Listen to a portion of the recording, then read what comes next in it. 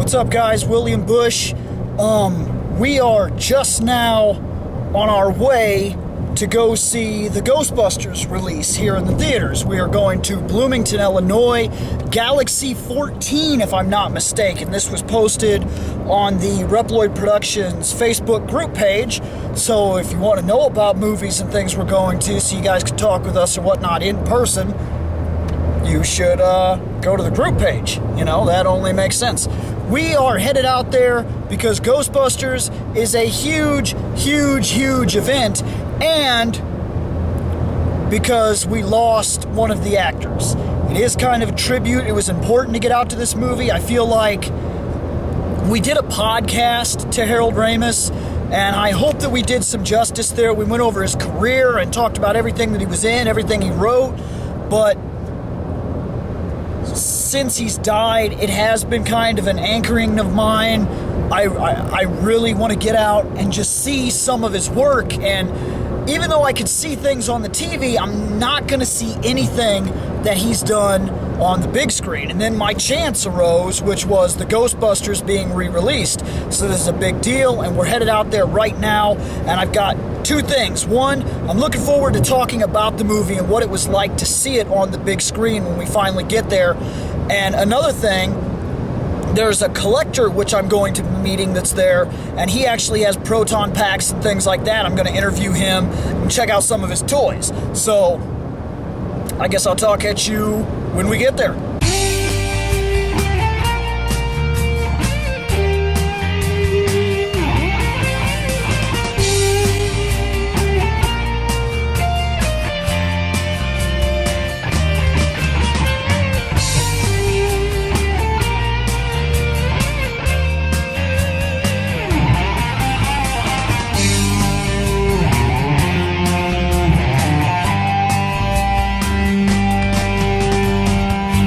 Just as promised, this is post-movie, so you haven't seen the movie yet, right? Well, not today. Not today. Let's go through step one. Who are you?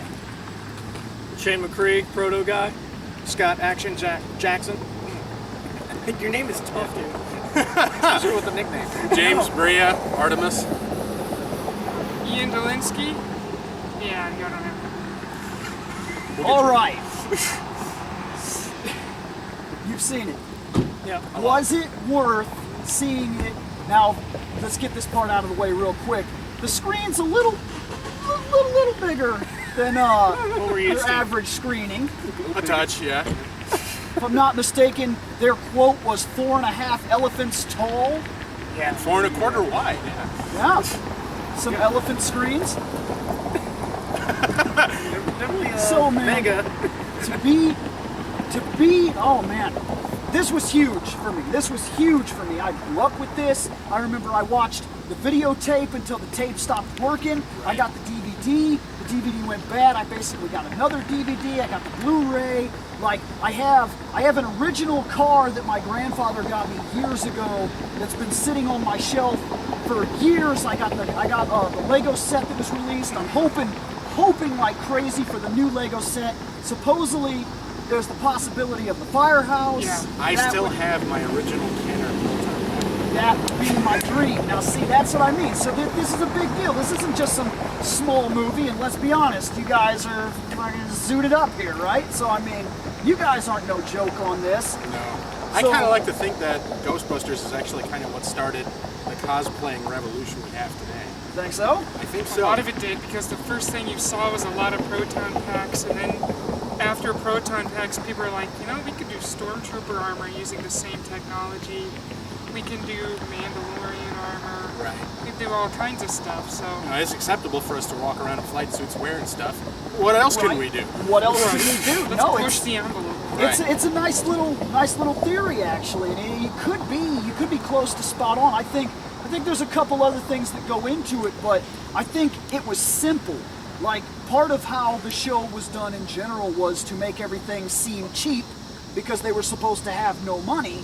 And the great thing about that is that it's not that expensive originally to cosplay. Like, all you had to do was, they were wearing like snowsuits. I had one when I worked at the airport, you know, so all I needed was the name tag, and then I was halfway there originally. And it is interesting to think that that could have been one of the things that really started the entire thing. But seeing it on the big screen for the First only time. For the first not time even for the us. first, Not the only first time for me, actually. Yeah, this will be Okay. the second time I've So seen you it actually in got to theater. see it. A first couple of years ago, actually. Are we comfortable with ages? I'm 30. I wasn't missed- even born when it first came out. And you still got to see it in the theaters? Yeah, just a couple of years ago. Yeah, like 2 to 3 years ago, they did a like during Halloween kind It was of on, like, season. Thursday I missed that evenings. shit Yeah. completely. And it only, and I think it was only like select theaters. So Select it might not theaters, and it even- was only like one night a week. That is awesome. October. For like that would have been 2 or 3 awesome. 1984. I wasn't born for another 4 years, so I missed it completely. We missed that. If I'd Never missed got to that, I'd see have made the trip a couple Never years got ago. to see. I remember it was my girlfriend at the time and we were in our flight suits. We didn't take any gear or anything. We were in flight suits. Okay. We're fairly certain we actually ran into him I because didn't- he remembers meeting some other Ghostbusters. But we didn't keep in contact or anything. We actually bumped into each other a few years later. I had an inflatable Proton Pack on a Alice pack frame, and I still have that cheap thing. That cheap thing. Problem is, packs aren't cheap. They've even gotten a lot more expensive since I built these. It is when you can inflate it. I'm going to go into that a little later, but so seeing it on the on this screen, Fantastic. Oh yeah. It was actually, I drove quite a ways to get here. It was worth it. So if we, how far did you come? I came from Manitou, which is about 60 miles. Okay. We're about 30. We're about 40 from here. Yep. drove in from We had Florida. we had a slightly less trip than you did. Yeah, Manitou. Well, I live on Spring Lake. Okay. You'd think it's nice, but it's not.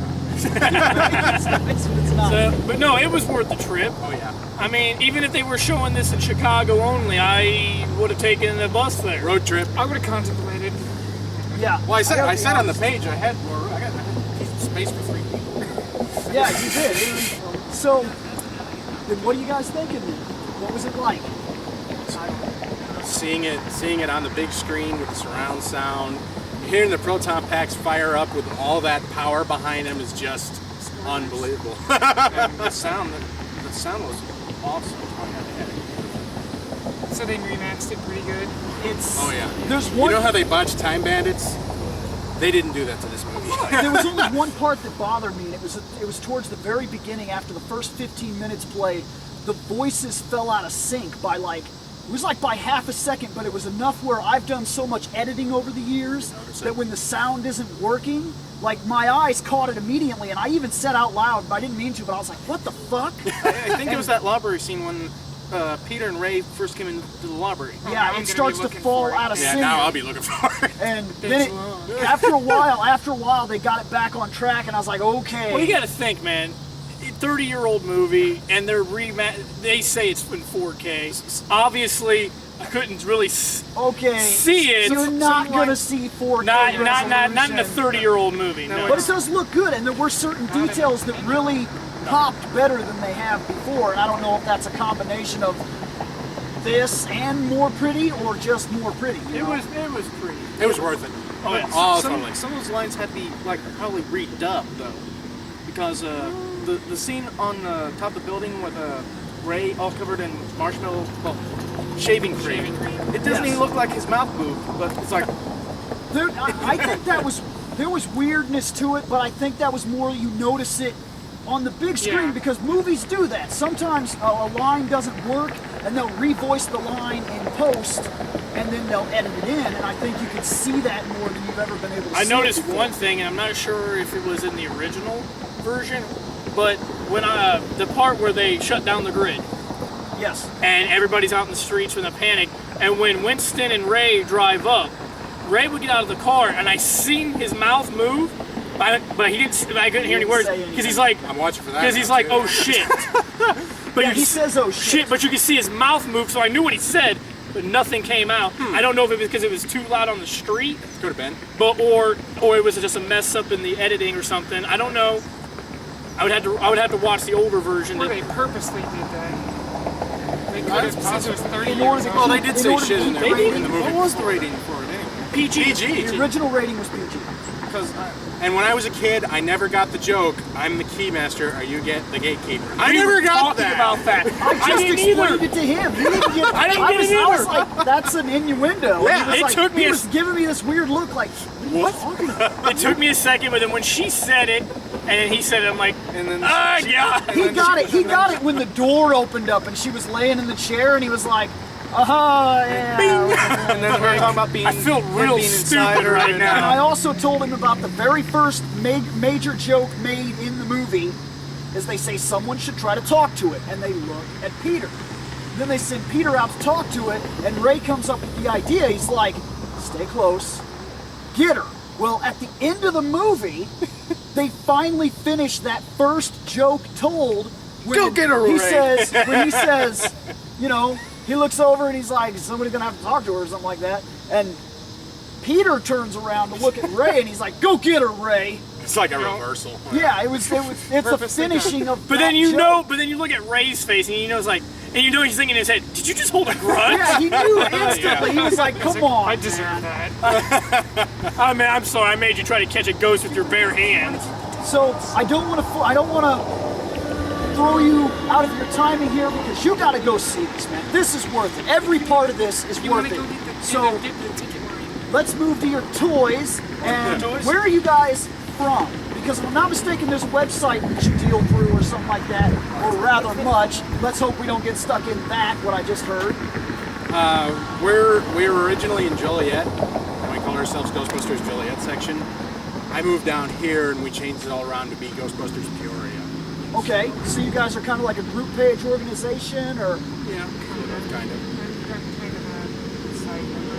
what's your You can be initial, official if you want. what's your to. initial, your initial goal with it in general? Just to gather fans, or do you want to actually make something of it? Gather fans. We did some haunted house work years ago. A lot of the other groups, we haven't been active for a few years. Okay. A lot of the other groups, they're doing charities, they're doing this, they're doing that, they're We doing parades. might be able to, there's a couple haunted houses I might be able to talk to if you want to do something outside of the line. We used to work at Chillicothe's haunted house a lot.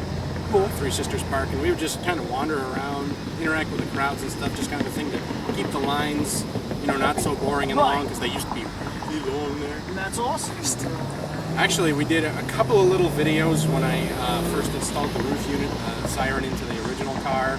So they're like, well, we need to test it now. Let's test it on video, Now this in general, what you just mentioned, you are currently working on this car, a slow transformation. It takes money, Oh, yeah. which everybody understands money. Oh, yeah.